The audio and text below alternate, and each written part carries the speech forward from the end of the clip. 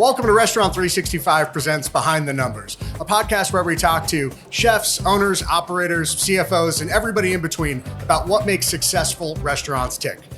Just a quick reminder before we get started to like and subscribe to the podcast. And if you have a chance, leave us a review. It does wonders for getting folks to be able to find the podcast, helps make it easier for us to keep bringing you all these incredible conversations with all of our amazing guests. And with that, I'm your host, Rich Sweeney. And I'm Mark Cohen, and we are excited to be here today with the restaurant wizard, the man who literally wrote the book, Bruce Nelson. Bruce is the CEO of Peak Financial Performance, where he provides fractional CFO services to hospitality operators seeking strategic growth and profitability. Bruce has more than 45 years experience in the industry at almost every level. He's led multi-unit operations with annual revenues between 5 and 60 million from Minnesota to Bermuda. And he's the author of Restaurant Management, The Myth, the Magic, the Math, which is a widely respected guide that breaks down the financial realities of running a successful restaurant. Bruce, welcome to Behind the Numbers. Let's dig in. Thank you very much for having me.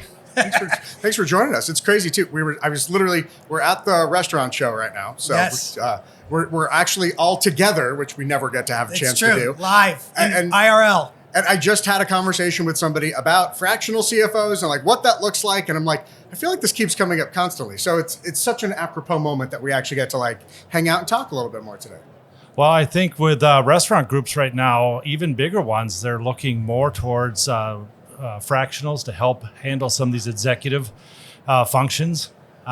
So yeah, it's been a real interesting ride. Well, as the first official wizard to be on the podcast, I'm curious, what do you think is sort of the most important thing that leaders should be focused on right now within their four walls? Oh goodness, the letters A and I. Okay, we're getting into it. You know, the whole thing with CFOs has changed over the last couple of years. When I first got into this business, it was about the numbers, curating the numbers for operators and owners to understand. But so much now is going to be driven by what AI can do in that space. And I think why people are really looking at more people like me coming in is we understand where operationally the numbers need to go, but I think we can understand how the data is going to flow through these AI engines to get us that information. Absolutely. So speaking of numbers, let's talk a few numbers right now. You've been using Restaurant 365, I feel like, how long? I found you guys at this show in 2016. So I love this. This is like a full circle moment for us, right? You found us, this little startup with a card table and a stool, demoing our product. That was pretty much it. That was pretty much it. Yes, I was looking for a solution to get rid of QuickBooks, and we can get into that if you'd like to. But yes, I found you in 2016. I've been a customer since 2017. Amazing. So back in those days when we put it in, there wasn't even, it was just kind of like white knuckle it and figure out how to do the conversion and get into the 365 platform. So I've watched you grow. You've been to this show every year.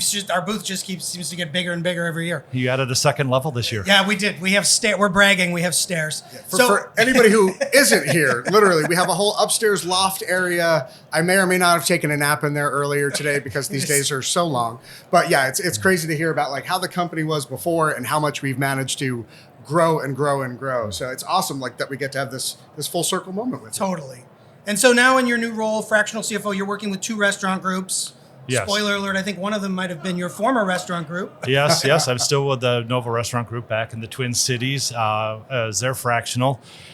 Still a very strong company. And they're actually kind of case in point for someone like me as they matured and we put in key people in their financing area. They really didn't need a full-time one of me. Mm-hmm. But I step in and help guide the big picture pieces for them. And you've written one book. One book out so far. Okay, you're planning some more, it sounds like? I am. Actually, right now I'm in the middle of doing a learning online course for the first book. Interestingly, when I wrote the book, a lot of people come up to me and say, man, I love the stories. It was a great read, but I sort of skipped over that math part. It's like the whole point of the book. That's the whole point. Yeah, you can't miss that. Online course is just going to focus on the math. So I'll walk you through what's important to know about the math part of that. Once I get that done and launched, then my next book is going to be on growth. What do you do when you have a successful restaurant and you're ready to grow? It's a whole different set of CFO type skills. Right. Mm-hmm. You need to go from one or two to many.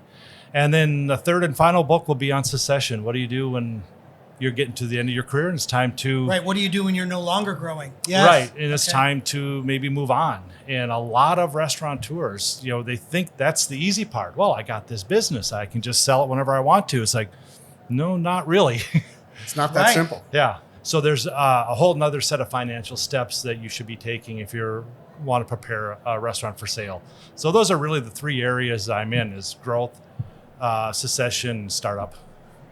And I feel like that last pillar is severely overlooked. I don't feel like there's a lot of content around that or a lot of good there isn't. practice. Yeah. There isn't. And it's, everybody that builds a business, they think because they went through that journey that it's something that they can sell. It's actually a lot harder than you would think. There's a lot of rules, and usually these are big dollars. So nobody's going to come and drop $20 million on a restaurant group and without thoroughly understanding what it is this business is. Well, and also if you've overshot that exit strategy, nobody's going to want to pay for your restaurant group. So how do you figure out when the timing is right? Right. Like that's hard.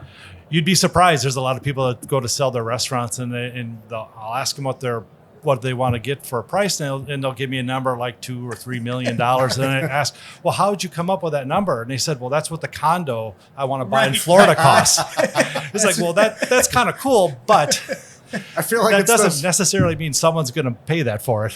I feel like those are like the incidents on Shark Tank when they come on, they like throw down this valuation. It's like, how'd you get that number? And they're like, I don't know. It sounds good. It's the Austin They Powers. skipped the math, Bruce. They skipped the math. $1 trillion. Exactly. Yeah. Well, it's interesting to me too that we are seeing more of a landscape where you don't need a full-time CFO, right? Mm-hmm. Like at what? And again, it's a timing question. Like at what point do you feel like you need somebody like you to step in? Is it store one? Is it store two? I don't know. I think it gets to be a certain dollar volume. I think if you have 10 million or more in revenue is where you start looking at fractional. Typically at that point, you're going to be multiple stores, maybe 2, 3, depending on your concept. I would say for me, the sweet spot is probably between the 10 to 60, 70 million. You get bigger than that, then you have a whole nother financial apparatus you got to run. And if you start getting to a point where you're franchising or even thinking of going public, then that is a whole nother level of the additional complexity in there.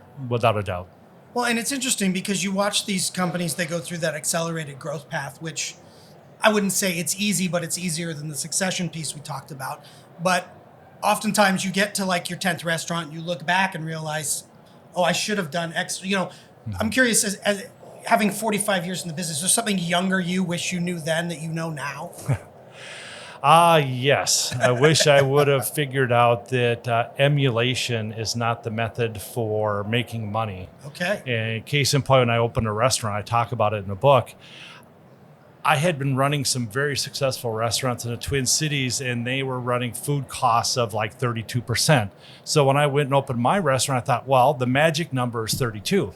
So I was smart enough to figure out how to set my model at 32. But what I wasn't smart enough to figure out is that they had a lot more sales volume. So their overhead as a percent to volume was much lower. And that was not a winning formula. So I wish I would have learned to think through the process of what is the right price to charge for a menu. And how to measure that number, right? Like that's the other tricky part. I feel like we see these groups grow rapidly without any sort of tech stack in place or a very disjointed one at best, right? Mm-hmm. So they get to that, but then it's like, well, how do I figure out what my food cost actually is? Right. It's kind of amazing. Sometimes if you make it through the 5-year process of building a restaurant, you're one of the elites. Right. Mm-hmm. But I'll still talk to some of these operators. It's like, maybe they're putting their numbers into QuickBooks. Maybe they have a POS interface. I've run into some people still doing their numbers in Google Sheets. Right. Yeah. So, I mean, it's kind of like, how did you get here? Right. How did you open 5 stores on Google Sheets? Exactly. It's pretty crazy. And they're like, no, it's fine. It all works. It's all in Google Sheets. I don't need anything else. And I'm just like, I'm not even remotely close to anywhere near a CFO or a fraction of a fraction of a fraction of one. But like, those are the ones where I talk to people. I'm just like scratching my head, like, how are you doing it? And then they're like, well, it takes me, like 45 hours to do all of these things. And I'm like, can I show you something to maybe make your life a little bit easier? I mean, I think with that, how you found Restaurant 365 here. What was kind of the impetus? What were you looking for when you stumbled upon our card table? Well, it was really interesting. I was doing a talk in Santa Fe, and I followed Bob Carr, who was the CEO of Heartland. And I was there because at that time we had done some pretty unique things at Nova as far as linking QuickBooks to a third-party app that I had custom written and some payroll. And what was happening is every day I was coming in and the data wasn't lining up. Right. And it's like I ended up being a detective instead of trying to go in and say, what can I do with these numbers? So I came to the show back in 2016 saying there's got to be a better solution. So when I stumbled on 365 and found out that I can have all the data in one bucket, and that bucket drives my my operational numbers, my financial numbers, And they're my the same tax numbers. numbers. Yes. Yeah. So the beauty of it is, the numbers in there are right. All your reports and all those different areas are going to be right. The numbers wrong, they're all wrong. But Or they're bad. that Yeah. forces us to do the job right the first time. Yeah. And so now you're here later. Clearly, you've got AI in the brain because Yes. you feel like if you'd had that tool back then, it would have helped you figure out what those numbers were saying, right? That's sort of the direction you think we're headed in. Exactly. I think the AI is so exciting, especially for somebody that's in the financial world, because we still spend a ton of money, even going through 365 and pulling out the Right. reports, analyzing them, trying to make the right decisions. So what would life be like if I can show up, or my operational people show up at work every day, and instead of having to go run the reports and then take my P mix and go make my production reports and all that stuff based on usage yesterday, all that stuff is done and just waited for me. And the insights are just there. Yeah. 365 has all the data. We do. If we had a way to go in there and just say, hey, when I come in, here is your production report. This is how many gallons of sauce you need to make, prep these many chickens. And oh, by the way, you missed this on the last truck that showed up. So if you're going to run that lunch special, you better figure out where you're going to get those mushrooms. Right. Because, I know you've been in the restaurant business. We have all the best intentions when we open up a restaurant. We show Absolutely. up 8 a.m. I got 3 hours before I open the doors, right? Yeah. So what happens? I'm going to go in and I'm going to run all these reports I just talked about, but all of a sudden the truck is late. Now I got to figure out where am I going to get product.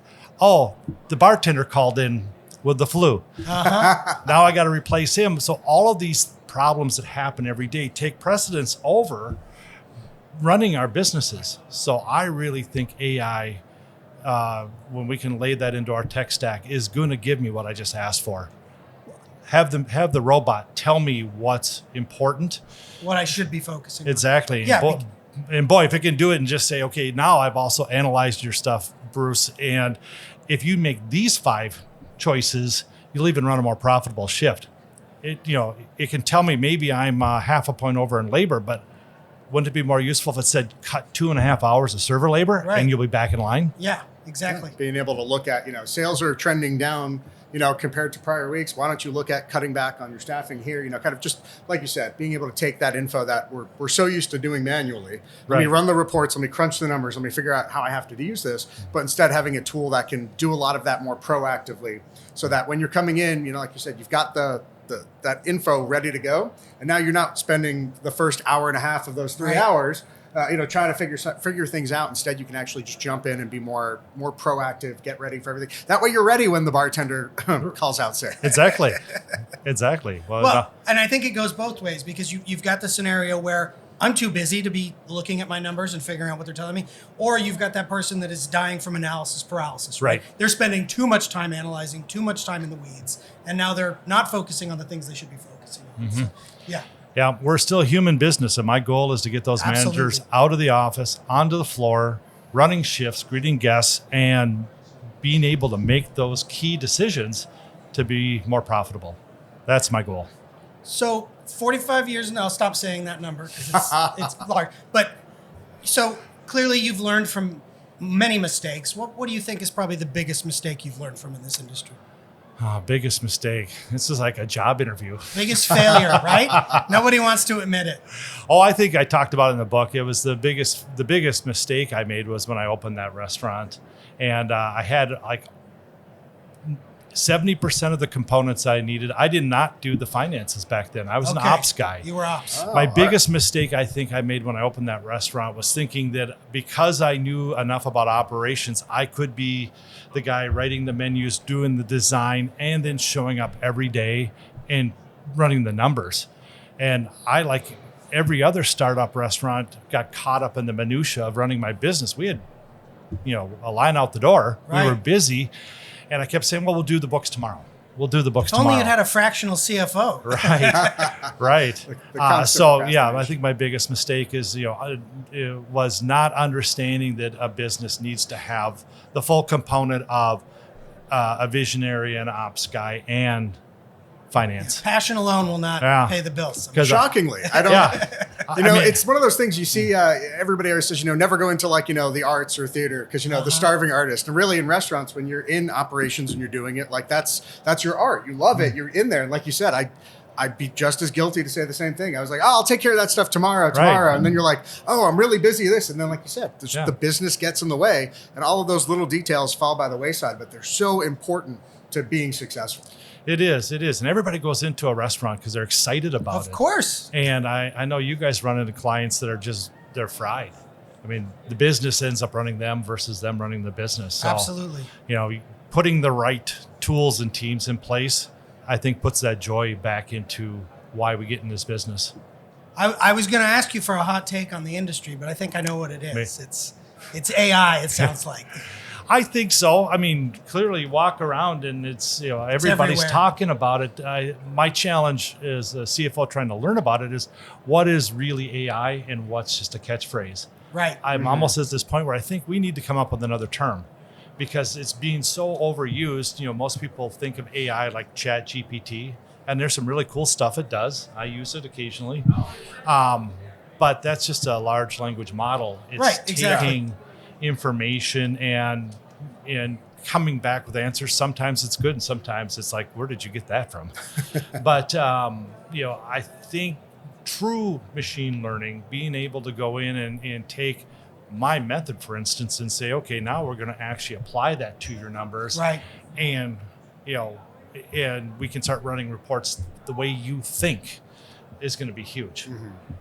Yeah, absolutely. Love being it. able to have that access to information, it's so key for having that data and now being able to do something with it and being able to really act on it before it's too late, kind of thing. Yeah, no. So I'm excited. I think CFOs' lives are going to change. I think we can go from running the numbers to running robots. Yeah. Running the business. Come on. All of the above. Cool. Well, thank you, Bruce, so much for joining us today. I appreciate you hopping in with us. In case you don't already, you can find Bruce on LinkedIn, where somebody just crossed the 10,000 follower mark. That's like a huge milestone. Going viral, Bruce. I can say that I followed him when. But being able to go and follow him and also make sure that you subscribe to his newsletter as well. Yes, Thank some you. good content in there. Some very good content. Exactly. that Yeah. we could definitely get into. I post on Substack and Perfect. Working on growing a whole restaurant community on the Substack page as well. Fantastic. Well, find Bruce.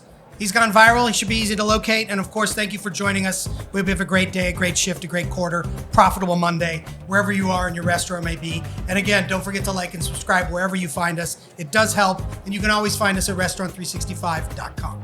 Or here in the booth. Yes, the booth.